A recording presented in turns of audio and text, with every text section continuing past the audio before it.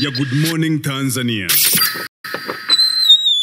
Kwa furaha zote, nderemo na vifijo, tunamkaribisha. Huyu ni mgeni wetu, sote tumkirimu. Karibu mgeni.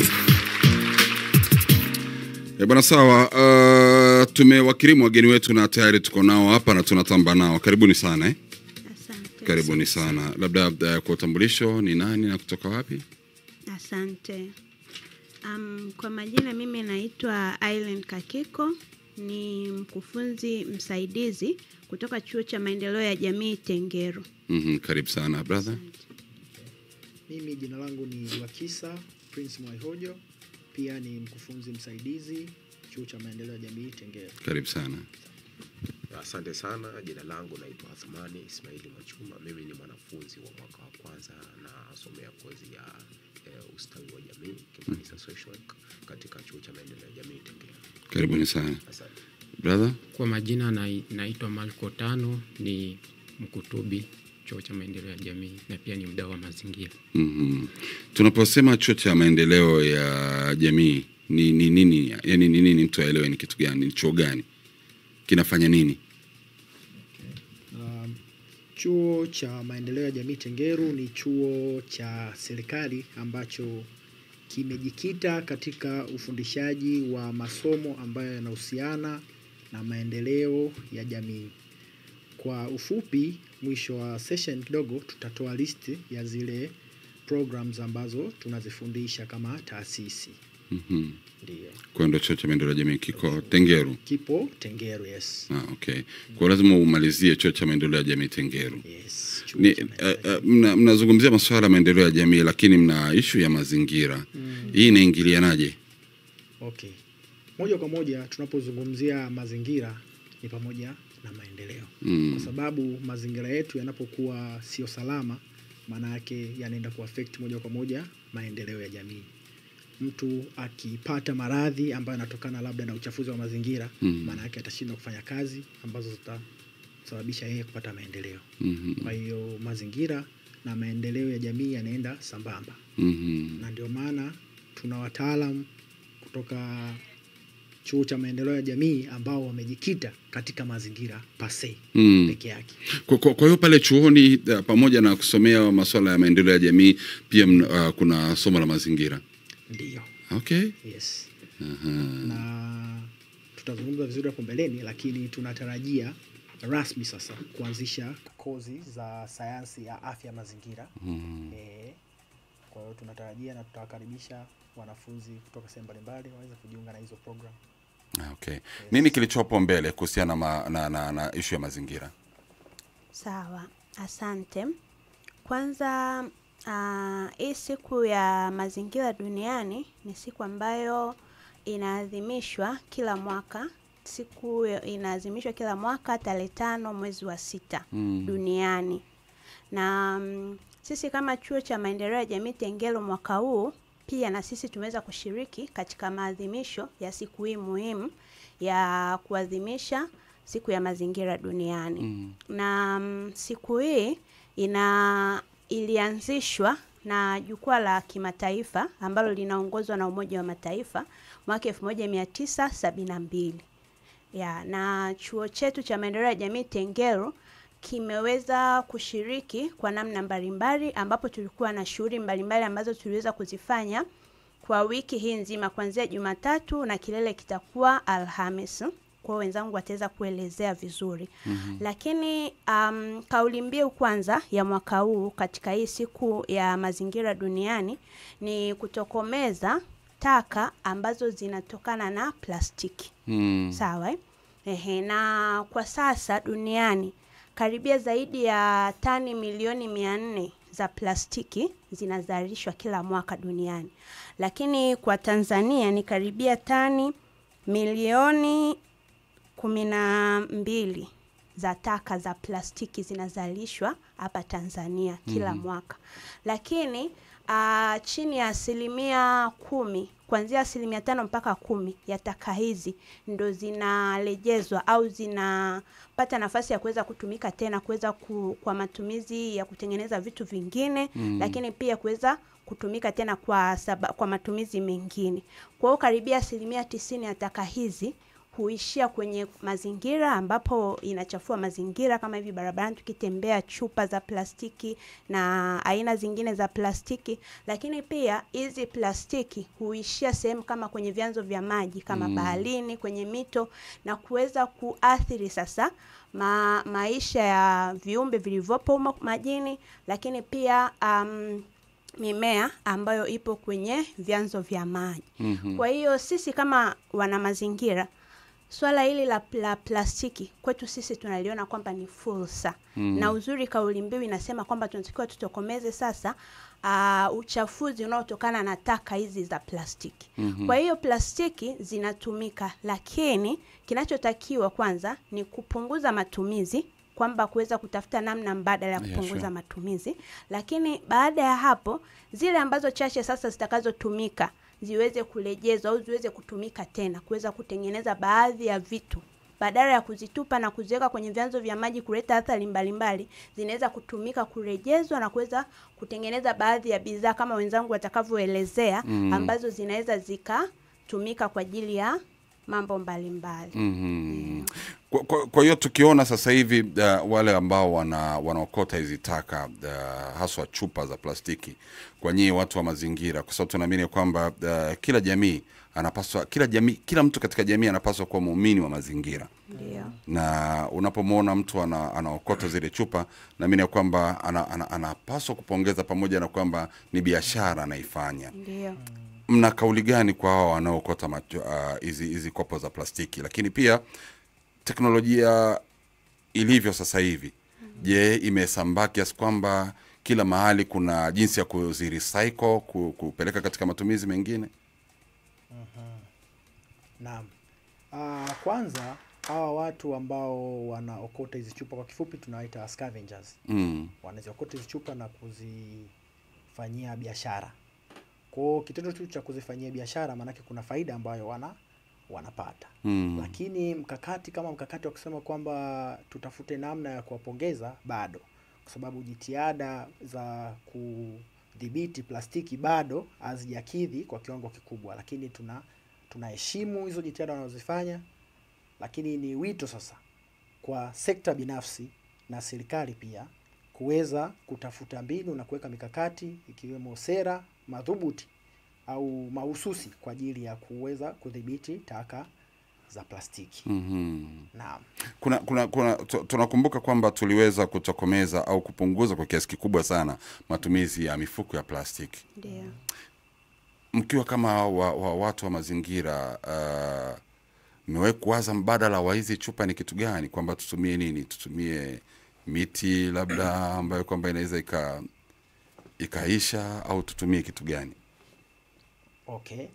Sasa kwa sababu chupa za plastiki ni rahisi zaidi kuzibeba, ukitofautisha na glasi. Glasi ni zito kidogo kulibeba. Kwa hiyo tunachohamasisha hapa sisi ni kwamba watu watumie chupa zisizo za mara moja, kwa maana hiyo single use plastics.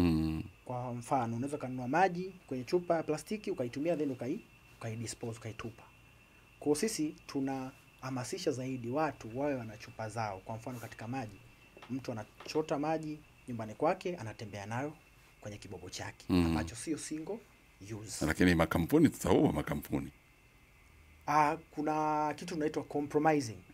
Maana yake ili tuweze kufikia malengo ya kimaendeleo, hasa kwenye upande wa mazingira, lazima tukubali kuna vitu fulani vitaumia.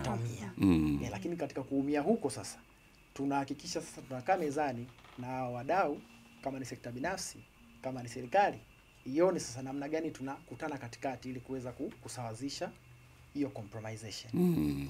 Haiwezi kuwa ngumu kama uvutaji wa sigara ni hatari kwa afya yako.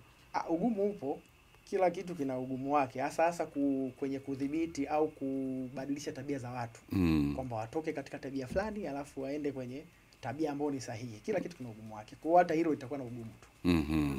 Turudi katika chuo. Mmesema kuna kuelekea kesho tarehe 5, kuna vitu mbalimbali ambavyo mmekuwa mmevifanya. Mmefanya chuoni au katika jamii, na nini ambacho mmekifanya zaidi kuhamasisha hilo? Okay, asante sana. Kwanza kabisa pale chuoni tuna klabu ya mazingira ambayo inaitwa TICD Eco Club. Ni klabu ambayo tumeianzisha ili kuhamasisha vijana, sasa wanafunzi wetu, ili waweze kuwa na uelewa kuhusu mambo ya utunzaji wa mazingira, na pia iwasaidie wao kuwa ambassadors katika jamii. Ukiangalia mwanafunzi anapomaliza ni lazima arudi kwenye jamii. Na anaporudi kwenye jamii ni lazima, endapo kama atakuwa amejengewa vizuri, ana uwezo, ana ile elimu kuhusiana na mazingira, ataweza kuisaidia jamii anakoelekea, na pia ni mzazi wa kesho. Kwa hiyo akiwa na ule uelewa mzuri wa mazingira, tunaamini kwamba mazingira yetu yatakuwa salama. Kwa hiyo sambamba na hilo, kwenye hii wiki hii klabu yetu tumeweza kufanikiwa kufanya vitu mbalimbali. Jumatatu tulifanikiwa kutembelea taasisi moja inaitwa Green Venture, iko maeneo ya Njiro. Ni kampuni ambayo inajihusisha na uchakataji wa plastiki.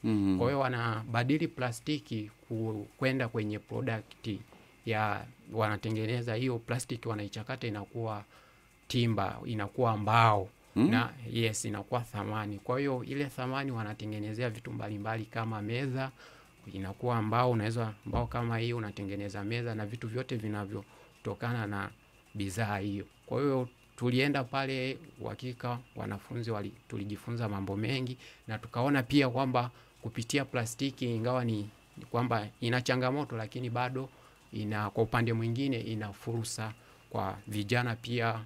Watakapomaliza hata vyuo wanaweza wakajikita na wakajiajiri pia kwenye ili swala la plastiki. Na pia jana pia katika kuendeleza hii siku ya mazingira, tulibahatika pia kutembelea dampo la Njiro pia, kama ni Njiro.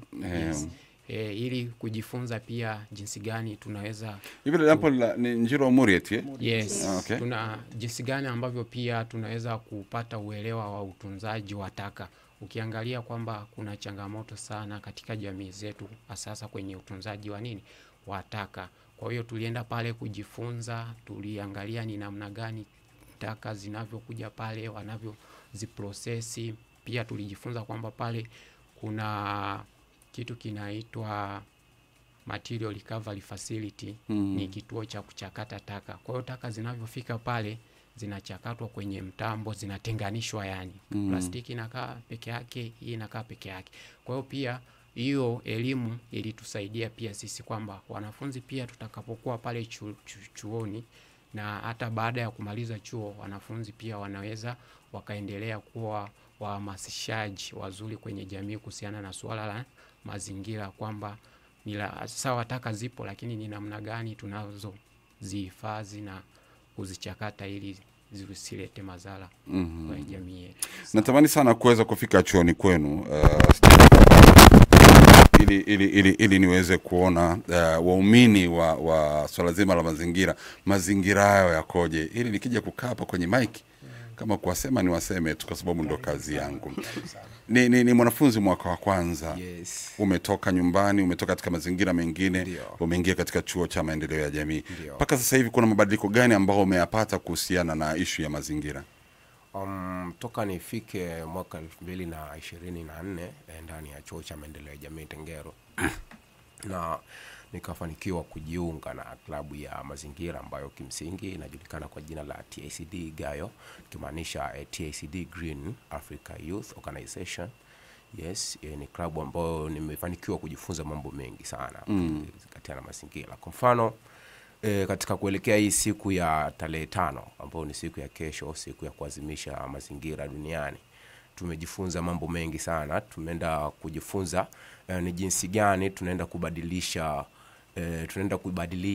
kutumia challenges ambazo zinapatikana kwenye jamii kutokana na masuala ya mazingira, kwa mfano swala la takataka zitokanazo na plastiki, ambao ni moja kati ya kauli mbiu yetu, kutokomeza takataka zitokanazo na plastiki. Kwa hiyo tumekwenda kujifunza ni jinsi gani tunaweza kuibadilisha ile changamoto kuwa fursa kwa sisi vijana.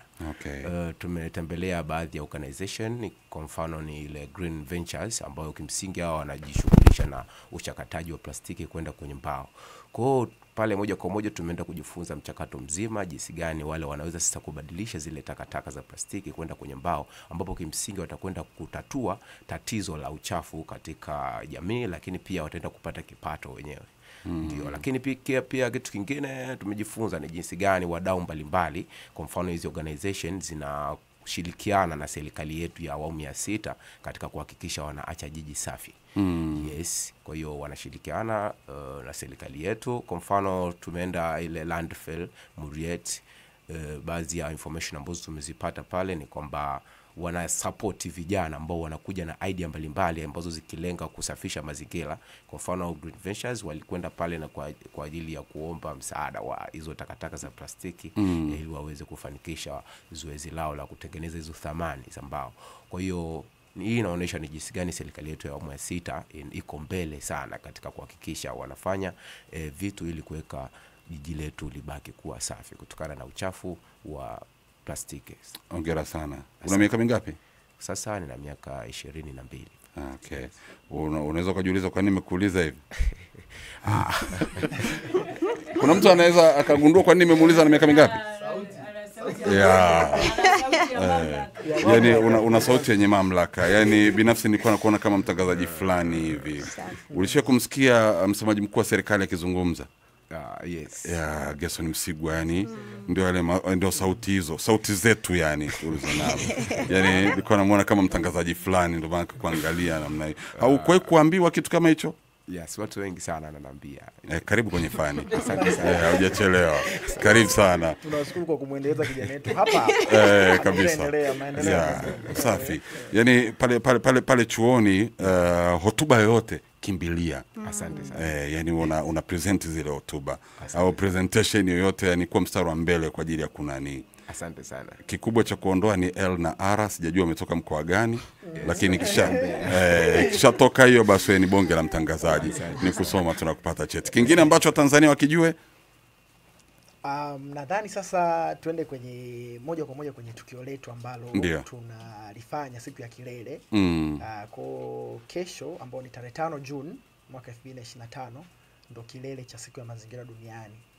Kwa sasa ndani ya siku hiyo kuna vitu kadha ambapo kama taasisi tumeviandaa. Na inafanyikia wapi kwanza? Okay. Kwa itafanyika katika main campus yetu Tengeru.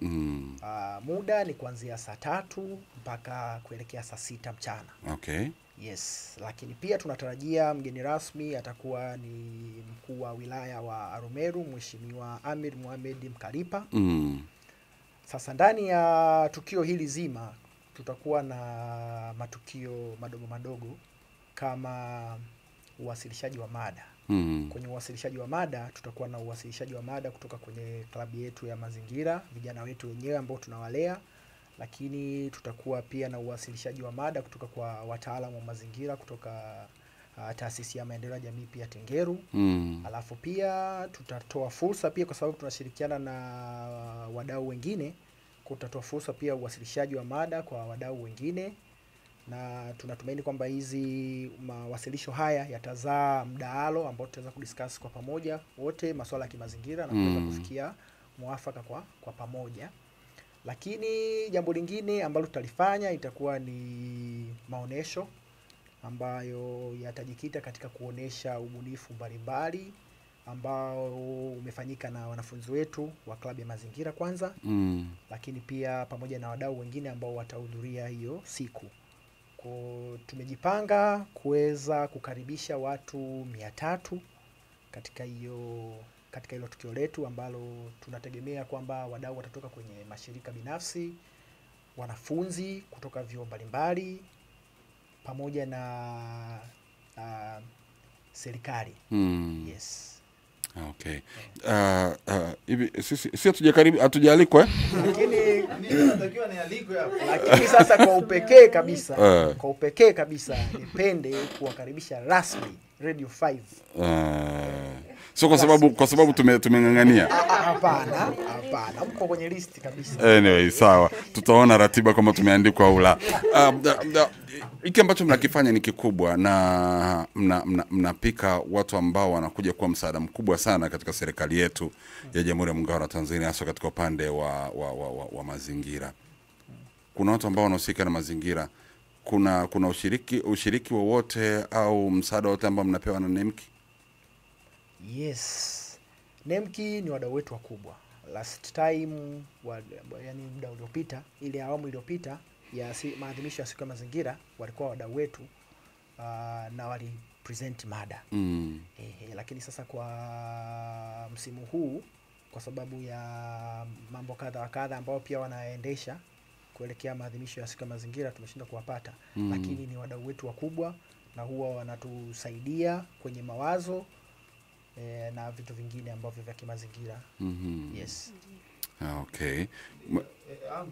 Kidogo walizungumza kuhusiana na hawa watu ambao tunaona mara nyingi wanalokota makopo huku mtaani, mabarabarani. Mmewahi kufikiria namna gani ambavyo mnaweza mkawakutanisha na wadau ambao ni wabobevu katika hiyo sekta, ili wao wanafahamu na kupata kufahamu soko lilipo na vyanzo vingine, ili unapompa huyo mtu kufahamu sehemu gani ambapo ni chimbo la yeye kupeleka bidhaa yake au biashara zile anazofanya, inaweza ikaibua pia na watu wengine wakawa wanasafisha kwa kuokota zile taka. Okay. Sawa. Msingi ni kwamba hatujawaza hivyo, na tunashukuru kwa hilo wazo. Ni wazo zuri ambao tutalibeba kwamba kuweza kuwashirikisha hao wadau ambao wanaonekana ni wadau wa chini na kufikika inakuwa ni kazi. Lakini kama jana tulienda Muriet Landfill site. Sasa kule huwa wana utaratibu wao ambao wanahamasisha au wanaokota hao makopo kuweza kukusanya na kuwapelekea, alafu wanawatip, yani wanawapa fidia kwa hiyo kazi ambayo wanaifanya. Kwa hiyo nadhani ni jambo ambalo linaeleweka, na wao sio kwamba hawaelewi kwamba hizo takataka za plastiki wanatakiwa zipeleke wapi. Kwa sababu wanajua kabisa zinauzwa, na hata ukimuuliza kwamba kilo ni shingapi atakwambia bei yake. Kwa hiyo wanaelewa. Kwa labda kinachotakiwa hapo kufanyika ni jitihada zaidi za kuwawezesha zaidi waweze kufanya kazi yao kwa ukubwa, lakini pia waweze kupata faida ambayo ni kubwa. Yes. Okay, kwa sababu ya muda sio rafiki, kesho inaanza saa 3 mwisho? Saa 3 mwisho saa 6. Okay. Mchana, yes. Sawa. Mazingira mengine labda kuna kula kule au mtu ajipange? Watu jikoni watakuwepo. Okay, kwa sababu tukio litafanyika ndani ya muda mfupi. Kwa hatuja plan kuwa na chakula, lakini kutakuwa kuna refreshments. Okay. Na hiki kinahusu wale waalikwa tu au wasikilizaji pia, kwa sababu Tengeru ni moja kati ya eneo ambalo tunasikilizwa sana. Na mtu anaweza katamani kuja kujifunza jambo. Kuna nafasi ya mtu kutoka kuja au ni waalikwa peke yao? Hapana, nafasi ipo. Okay. Nafasi ipo. Kwa mtu yoyote anakaribishwa kuweza kuhudhuria. Kwa sababu nadhani nafasi ya watu 300 ni kubwa. Kwa mtu yoyote kutoka sehemu yote, hata nje ya nchi. Yeah. Atakiwa na lengo tofauti. Lengo gani? Kama ni nzuri, Sio sawa. Kama sio nzuri,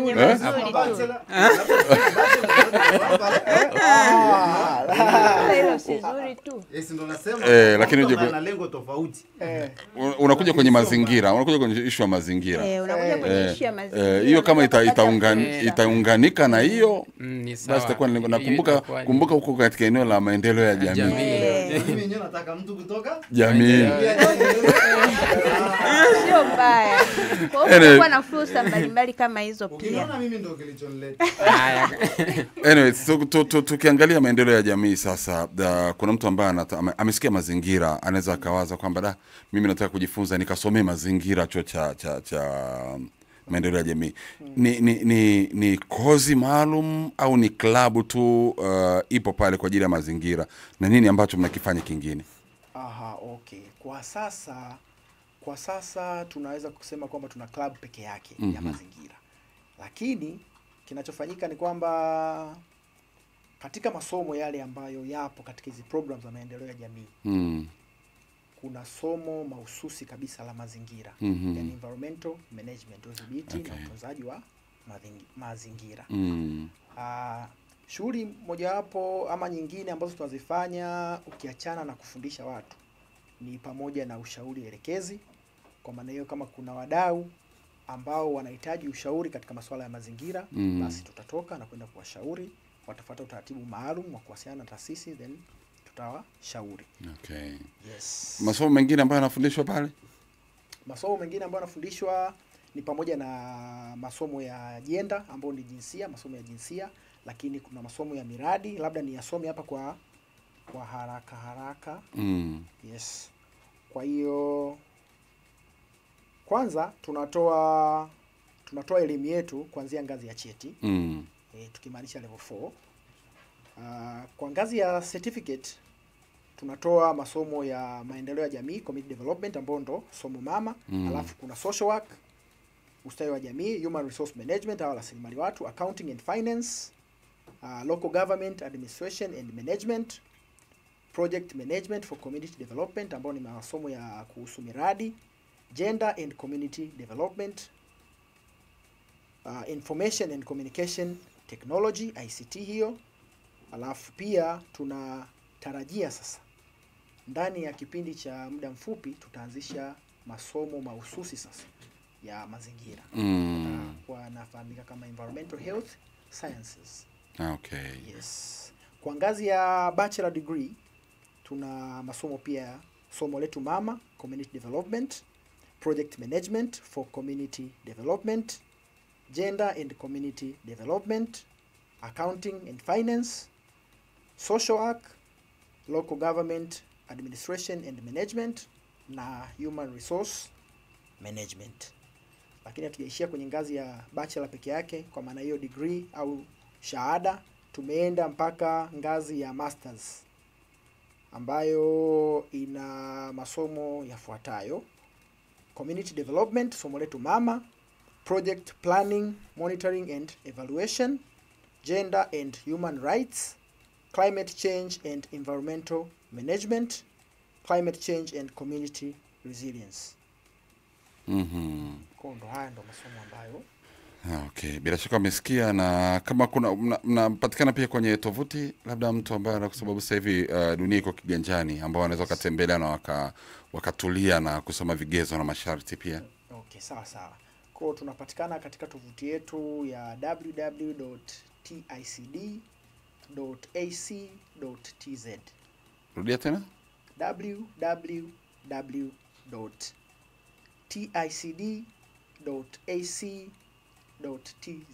Okay, huko ukiingia unakutana na kila kitu. Kila kitu. Okay, sawa. Kwa location, kwa mtu anayetoka mjini labda kuja chuoni ambaye anataka kuja kesho?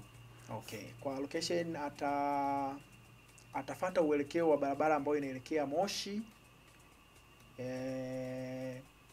Sasa hapo na mtihani. Jerem tuelekeze sasa, maana najua unapajua vizuri. Akishuka Tengelo atauliza.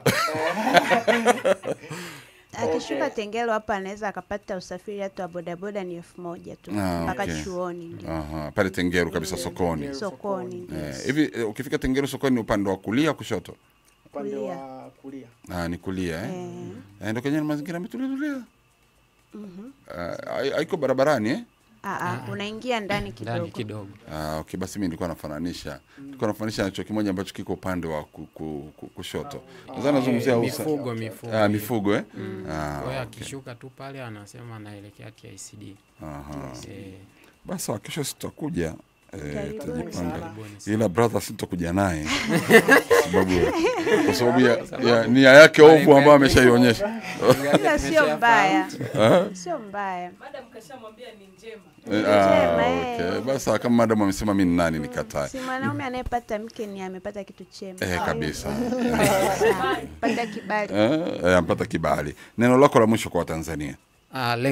Neno langu la mwisho kwa Watanzania ni kwamba utunzaji wa mazingira ni wajibu wa kila mtu. Tutunze mazingira yetu vizuri, na pia tunawashauri na kuwasisitiza wazazi ambao wana watoto wao bado hawajapata chuo waweze kujiunga na chuo chetu cha Taasisi ya Maendeleo ya Jamii, kwa sababu ni sehemu salama na ni sehemu ambayo mwanafunzi anaweza akajifunza licha ya kwamba atakuwa anasoma ile kozi ya fani, lakini bado kuna vitu vingine ambavyo atakuwa anaendelea kujifunza hasa kwenye upande wa mazingira, na atakapomaliza chuo anaweza akawa na sehemu ya kuanzia.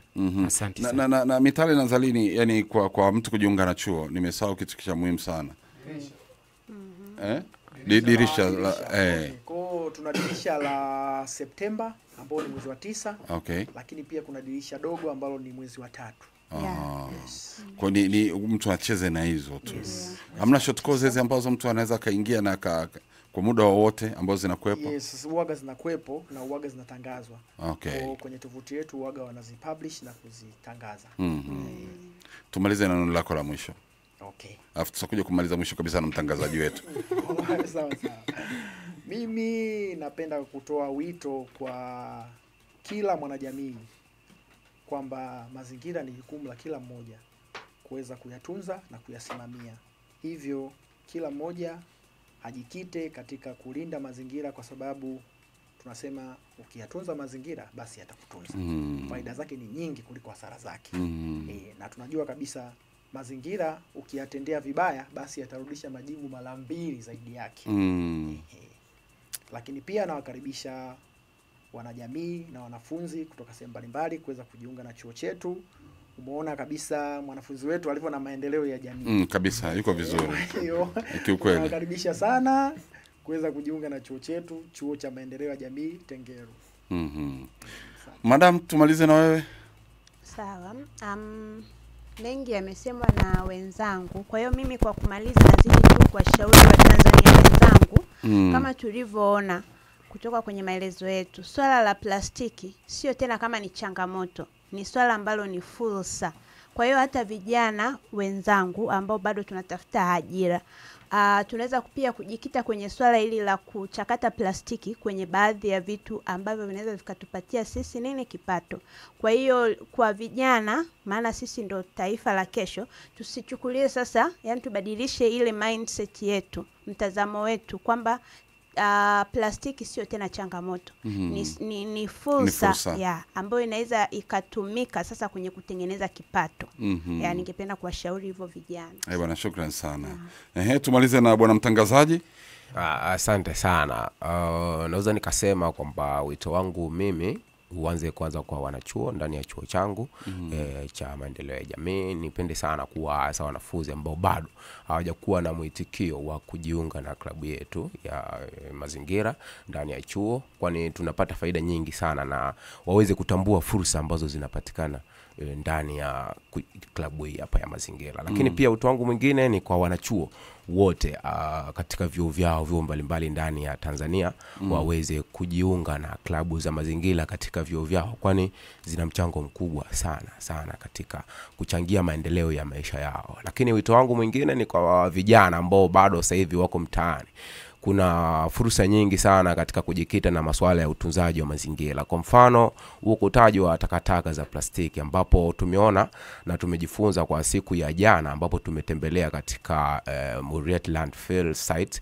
Tumejifunza takataka aina ya HPPE ni takataka ambazo kwa kilo moja zinauzwa shilingi 1700. Kwa hiyo tunaona ni fursa sasa kwa kijana ambao bado sasa hivi yuko mtaani na ana kazi nyingine ya kufanya, hususan tunapitia changamoto changamoto hii ya unemployment.